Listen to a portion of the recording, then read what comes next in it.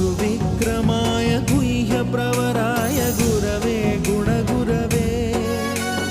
गुरुदैत्यकलक्षेत्रे गुरुधर्मसदाराध्याय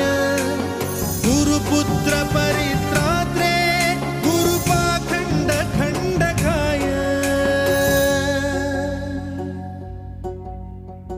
गीतसाराय गीततत्त्वाय गीतगोत्राय धीमहि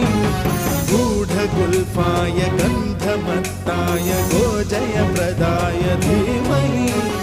गुणातीताय गुणाधीशाय गुणप्रविष्टाय धीमहि एकदन्ताय वक्रतुण्डाय गौरीतनयाय धीमहि गजेशानाय बालचन्द्राय श्रीगणेशाय धीमहि